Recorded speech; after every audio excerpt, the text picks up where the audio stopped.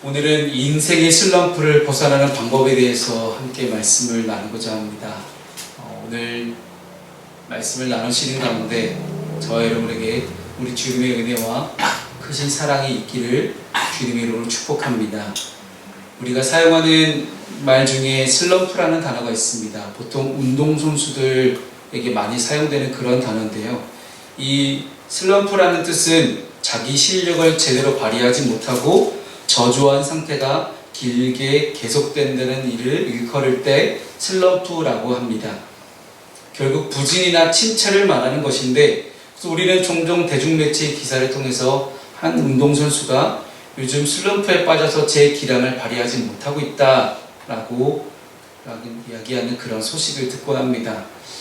운동선수들에게 슬럼프가 있듯이 우리들의 영적인 생활에도 어김없이 슬럼프라는 것이 찾아올 때가 있습니다. 오늘 본문에는 영적인 능력만큼은 거의 만렙이라고 이야기할 만한 그런 엘리야라는 선지자가 다시 등장을 합니다. 엘리야 선지자는 여러분들이 잘 아시듯이 지난주 말씀 가운데 함께 나눴듯이 갈멜산에서의 영적 전투를 승리로 이끈 엄청난 사람입니다.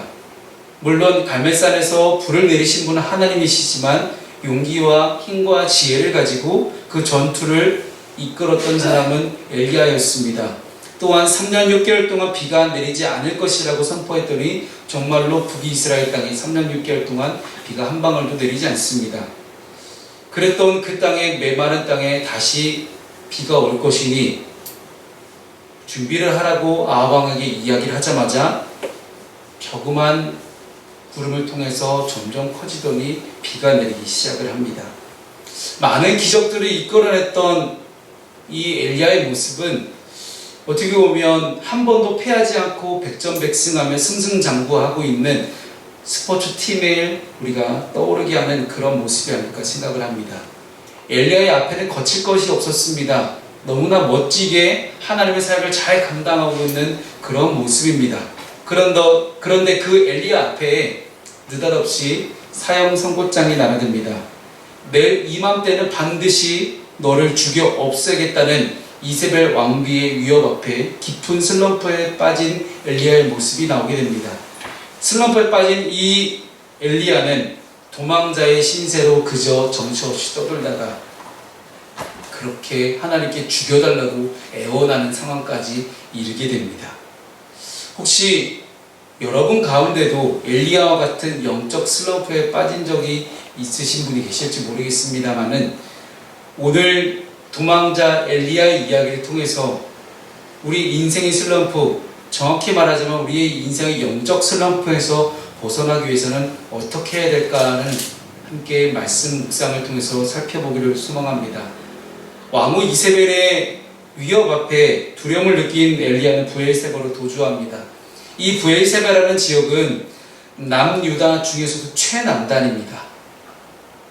사람이 거주할 수 있는 남방 한계선이라고 불려진 지역이 브엘세바라는 지역입니다. 여러분, 엘리야가 활동하던 지역은 북이스라엘입니다.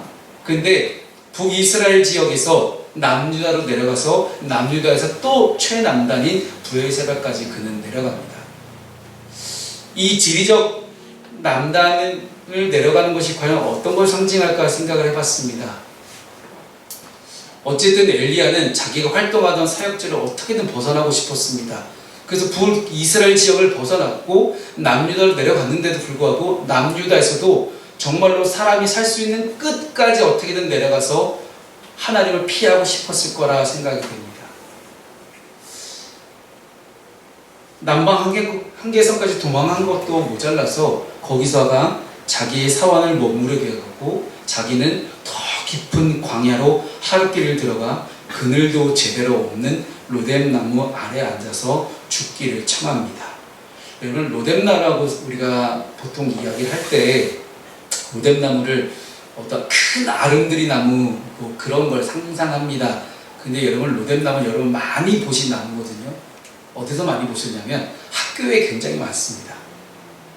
대한민국에 있는 이 로뎀나무는 보통 향나무라고 이제 불려지기도 하는데 이 나무들이 어디에 많냐면, 왜 학교에 많냐면 역사가들의 기록에 의하면 이토 히로부미, 우리나라를 침략한 원형 중에 한 명이지 이토 히로부미가 조선을 침략한 후에 조선 땅에다가 일본의 나무를 심기 시작했는데 그 일본 나무의 한 종류가 여러분들이 학교에서 많이 보셨던 둥글둥글하게 깎아놓는 그 향나무 있죠? 그 나무가 바로 로뎀나무입니다. 비슷한 이제 그림들이 있는 것 같아서 제가 향나무가 좀 종류가 여러 가지입니다. 근데 이스라엘 땅에 사는 향나무의 모습을 여러분에게 좀 보여드리려고 주고 이제 맨 겉면에다가 제가 향나무 사진을 넣어놨습니다. 실제 이스라엘 땅에 있는 향나무의 사진입니다. 이 향나무를 보십시오. 여러분 이 로뎀나무를 한번 보십시오. 사람이 머물 곳이 있습니까? 보통 로뎀나무라고 하면 흐르지 않고 고인물이 썩은 웅덩이 근처에서 자라는 나무가 로뎀나무입니다. 지금 이 광야나 사막에서 살기 참 적합한 모양새를 가지고 있는 그런 나무이기도 합니다. 그 모양이 빗자루를 만드는 쌀이와 비슷하기도 하고 이파리도 거의 없기 때문에 직사광선을 막아주지도 못합니다. 그런데 엘리야는 이미 지칠 대로 지쳐버려서 과거의 믿음은 온데간데 없이 사라지고 한없이 나약한 모습으로 주저앉아 있는 엘리야의 모습을 보게 됩니다. 위대한 엘리야 선지자가 이렇게까지 나약해진 이유는 무엇일까요? 그의 삶에 왜 이렇게 깊은 영적 슬럼프가 찾아왔을까요? 제가 되돌아보니 저의 삶에도 영적인 슬럼프가 참 많이 있었습니다. 한 번만 찾아왔으면 좋았을 텐데 여러 번 찾아왔던 영적 슬럼프 중에 가장 최근의 슬럼프는 첫 번째 목양지에서 두 번째 목양지로 옮기기 전이었습니다. 성도들이 다 떠나고 저희 가족만 남았을 때 가족만 남아서 한 반년 넘게 예배를 드리면서 깊은 영적 슬럼프가 찾아왔던 것 같아요. 목사에게 영적 슬럼프가 찾아왔다는 것은 가장 극명하게 드러나는 결과가 한 가지가 있습니다. 전도를 안 합니다. 목사의 삶에 전도가 사라졌다는 것은 누구에게도 복음을 전하지 않는다라는 것은 목사에게 깊은 영적 슬럼프가 찾아왔다는 것을 의미합니다. 그 과정을 지나면서 어떻게 이걸 타개해 나갈 수 있을까를 고민하면서 열심히 발버둥을 쳐봤지만 엘리야처럼 남방 한계선을 끝까지 내려갔던 것처럼 끊임없이 제 마음 가운데 제 마음 속에다가 저만의 굴을 파고 끊임없이 그 굴 안으로 들어가는 제 자신의 모습을 발견합니다. 겉으로는 아무 이상 없고 겉으로는 늘 똑같은 목회자의 모습으로 살아가는 것 같고 겉으로는 늘 똑같은 남편의 모습, 똑같은 윤명진이라는 한 사람 모습으로 살아가는 것 같지만 그 내면 깊숙한 곳에는 엘리야처럼 끊임없이 어딘가를 피해서 도망가고 내려가고 들어가는 굴을 파고 들어가는 그런 모습이 저에게 있었습니다.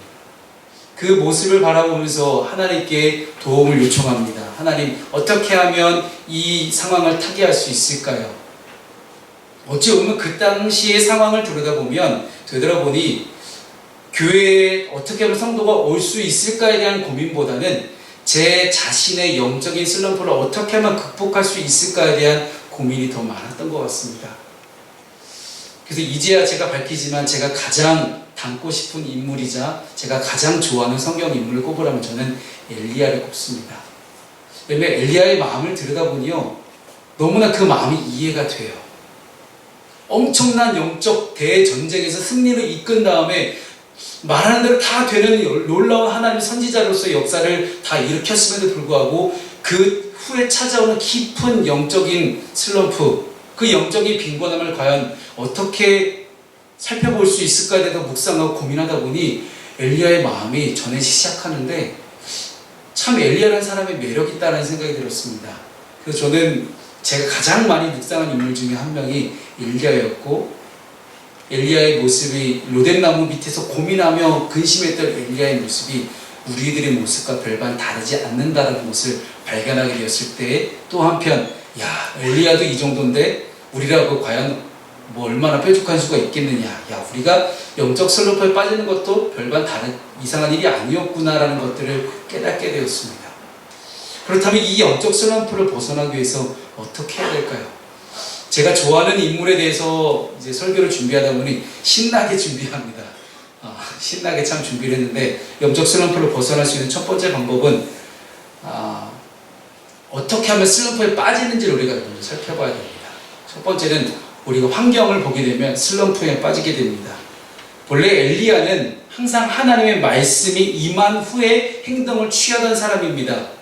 열왕기상 17장 2절, 8절, 18장 1절을 보게 되면 항상 하나님의 말씀이 엘리야에게 임하니라 라는 말씀이 나옵니다. 그리고 그 말씀 이후에 엘리야가 움직입니다.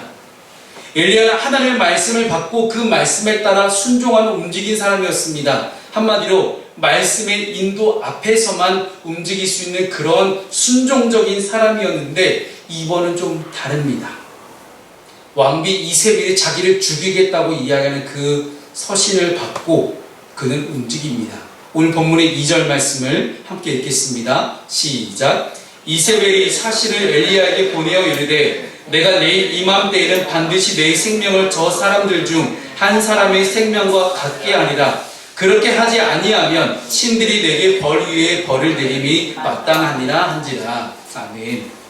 이세벨이 말, 즉 사람의 말을 듣고 엘리야가 움직이기 시작을 합니다. 하나님의 사람은 오직 하나님의 말씀에 따라 움직일 때 하나님의 사람이라고 이야기를 합니다. 그래서 시편 119편 105절 말씀이죠. 함께 읽어보겠습니다. 시작. 주의 말씀은 내 발의 등이요 내 길의 빛이니이다. 아멘. 이 시편 기자의 고백이 여러분들의 고백이 되기를 바랍니다. 주님의 말씀만이 여러분의 삶을 움직일 수 있는 원동력임을 기억하시기 바랍니다. 말씀을 떠나서는 우리가 어두컴컴한 길을 걸어가고 있다는 사실을 똑똑히 기억하시고, 말씀 앞에서 말씀의 인도하심을 따라 말씀의 행함을 따라 여러분 살아갈 수 있는 저 여러분 되었으면 좋겠습니다.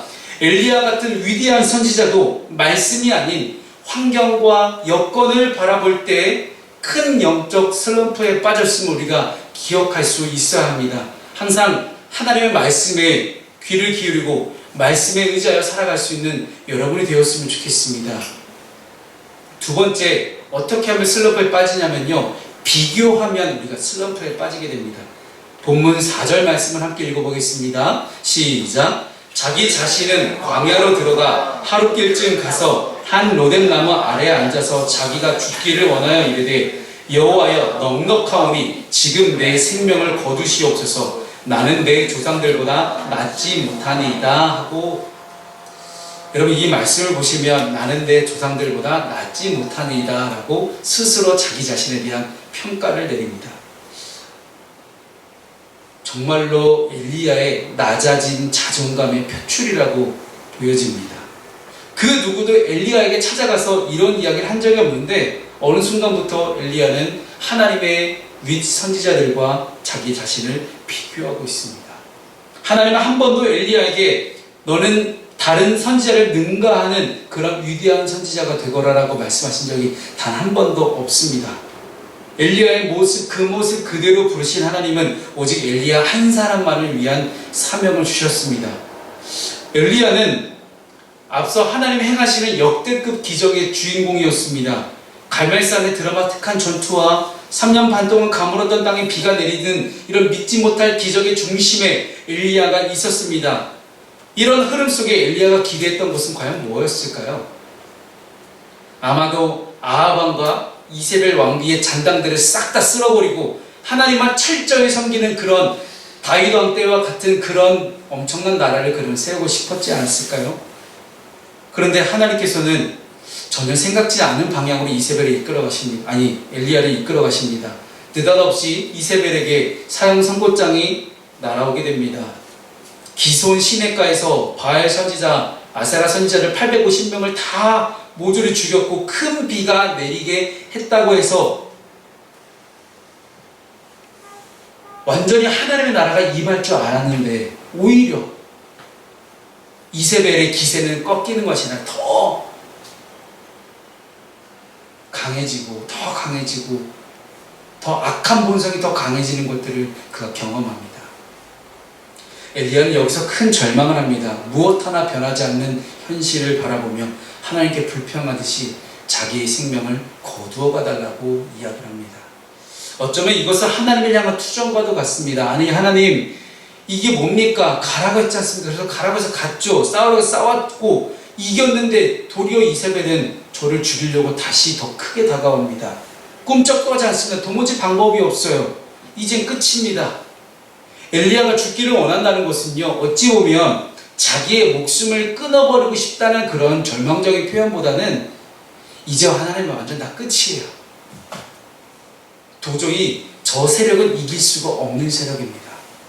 도저히 저 상황과 환경은 제가 이길 수가 없는 환경입니다. 사실 우리들의 인생을 돌아다보면요,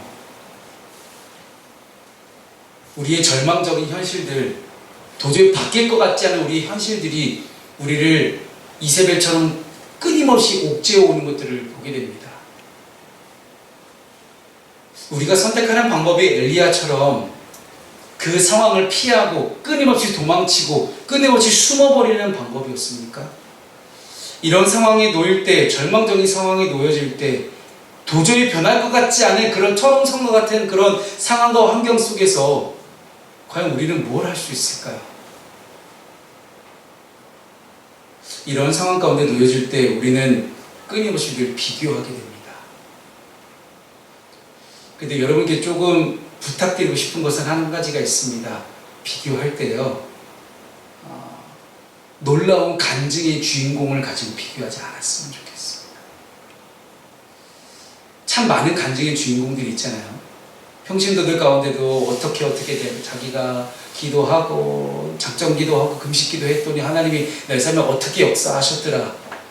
근데 성도들이 가장 크게 슬럼프에 빠질 때는 언젠가 하고 봤더니 나도 기도했는데, 나도 금식 기도하고 나도 작정 기도 다 했는데 왜 내 삶은 안 바뀌지? 왜 저 사람 때는 하나님 역사하시고 왜 내 삶 속에는 하나님 역사하시지 않을까에 대한 그 고민이 찾아올 때 너무나 깊은 슬럼프에 빠지게 됩니다. 왜 저 사람은 암 말기에 걸려서 그렇게 기도했는데 저 사람은 낫게 해주고 왜 이 사람은 안 낫게 해줄까? 왜 우리 가족은 안 낫게 해주실까? 왜 저 사람은 저런 재정적인 상황이, 돈의 흐름들이 하나님께 기도했더니 이렇게 잘 풀려지고 사업도 잘 된다는데 왜 우리의 사업자는 아직도 이럴까? 우리가 그렇게 잘된 상황들을 바라보면서 우리 안에 그래 나도 하나님께 더 열심히 붙들어야겠다라는 마음을 품는 건 참 좋지만 그들과 비교하기 시작하면 그때부터 우리 영적인 슬럼프에 빠지게 됩니다. 이 영적인 비교 아니면 우리의 실제적인 상황적인 비교가 참 어렵습니다. 하고 싶지 않은데 어느 순간부터 우리는 비교를 하기 시작합니다.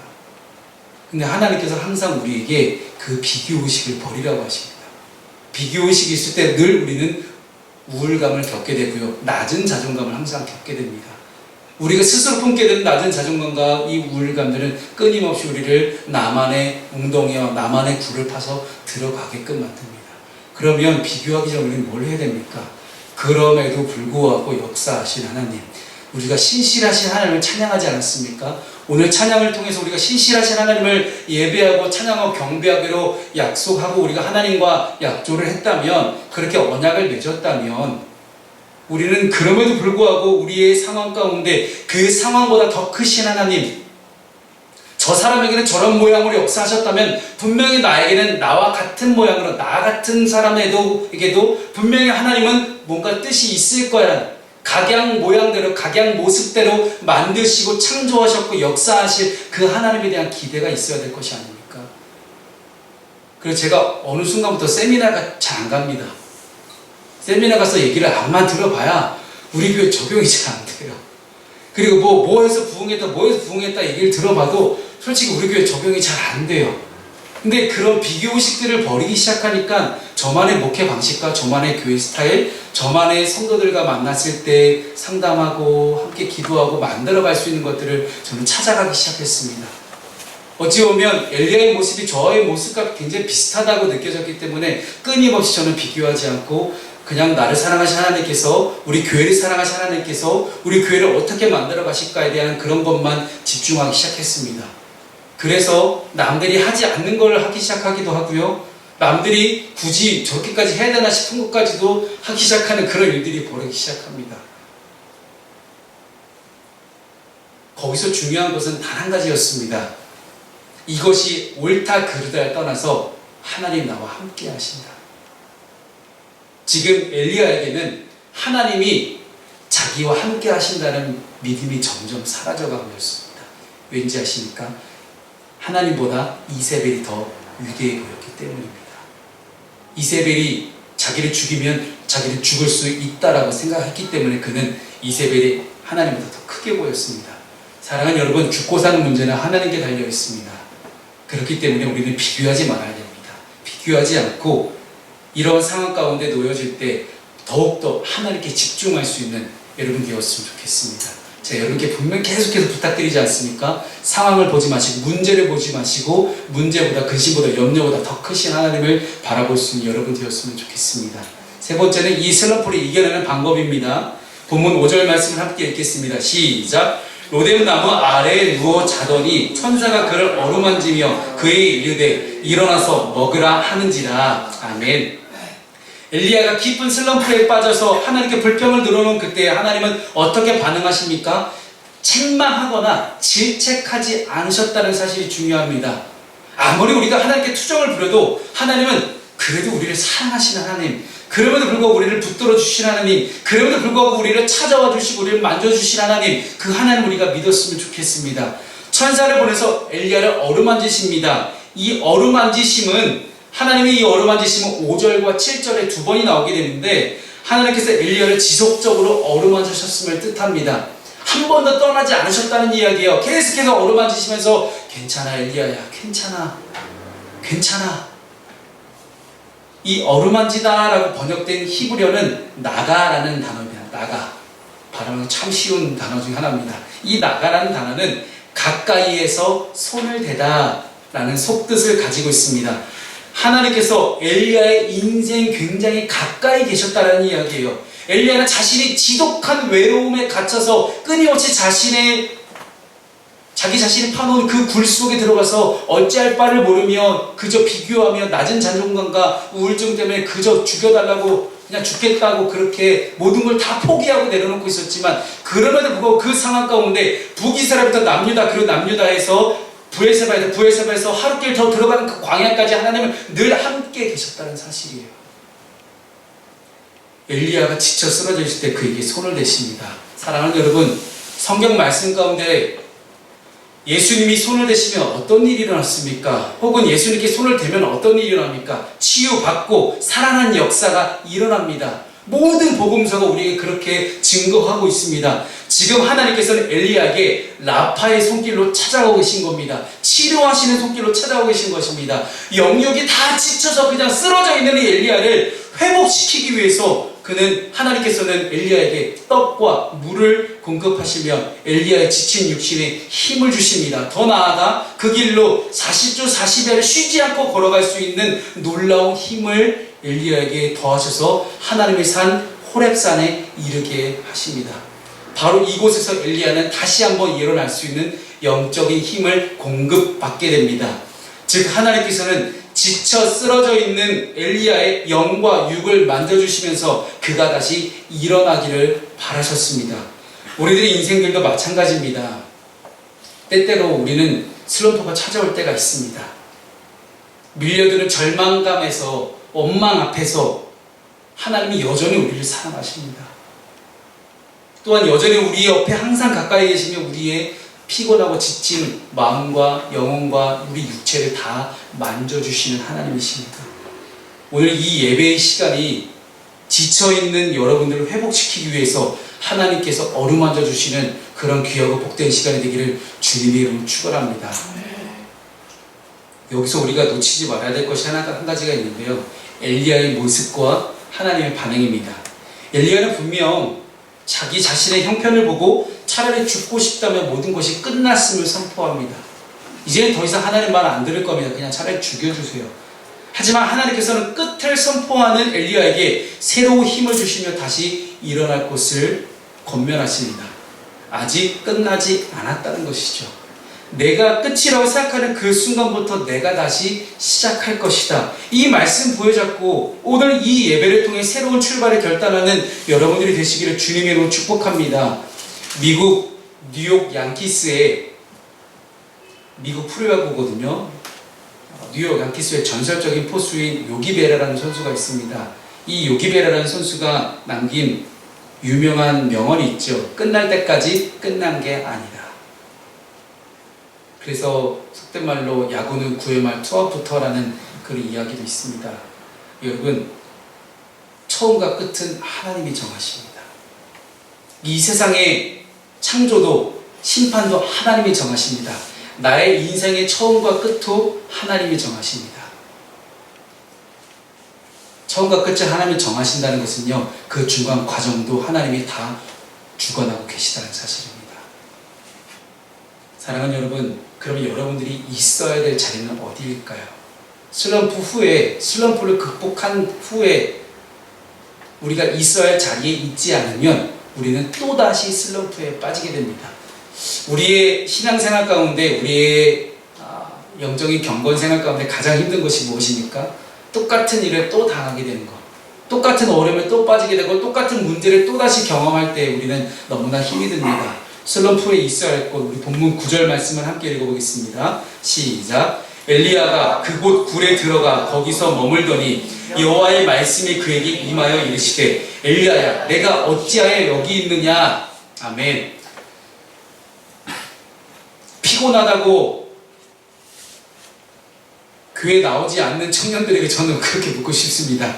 네가 어찌하여 거기 있느냐, 네가 어찌하여 집에 있느냐라고 저는 묻고 싶습니다. 피곤해서 교회 못 가겠어요, 이렇게 대답하는 그 녀석들에게 저는 묻고 싶습니다. 어찌하여 거기 있느냐. 엘리야가 호렙에 이르러 하나님의 산 호렙산 시내 산에 이르러서 굴에 머무릅니다. 왜 굴에 들어갔을까 한번 생각을 해봤어요. 여러분, 하나님이 먹이셔서 40일을 밤낮을 가리지 않고 쉬지 않고 간다는 것 자체가 이미 하나님의 놀라운 역사를 경험한 겁니다. 한 번도 쉬지 않고 40주 40일을 걸어갔어요. 근데 여기서 드는 또 하나의 의문점은 브엘세바에서 하루길을 걸어서 들어갔던 그 광야에서 시내산까지 그렇게 멀지 않는다는 거죠.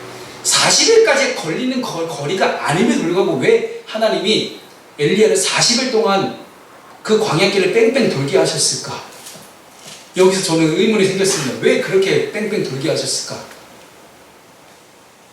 그리고 40주야를 계속해서 걸어가 가실 때 과연 하나님은 엘리야에게 뭐라고 말씀하셨을까?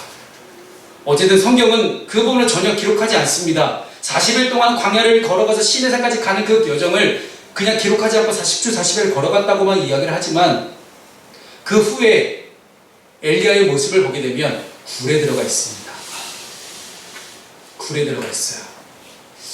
즉 40일 동안 하나님은 엘리야에게 아무런 이야기를 하지 않으셨지 않았을까 생각이 듭니다.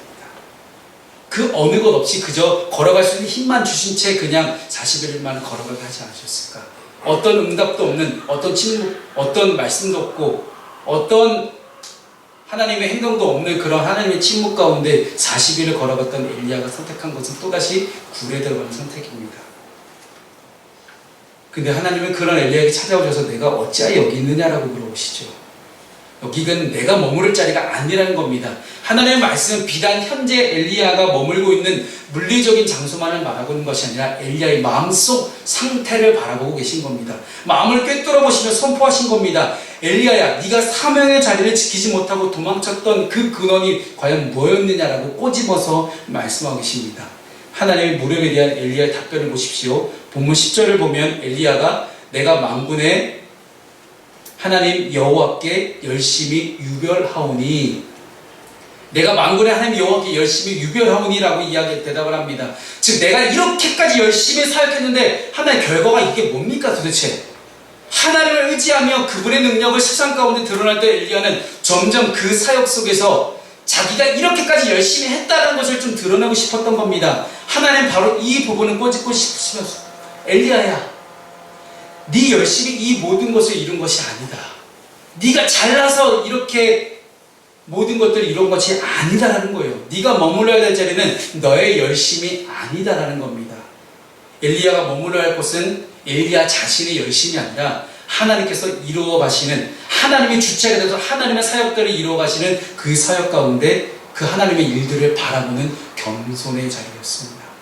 우리들도 엘리야처럼 무언가를 열심히 매진하다 보면 처음에 그 순수했던 열정을 잃어버리고 자신의 열심이 이 모든 것을 이룬 것처럼 교만해질 때가 있습니다. 그 순간에 하나님께서 우리에게 물어보십니다. 내가 어찌하여 여기 있느냐?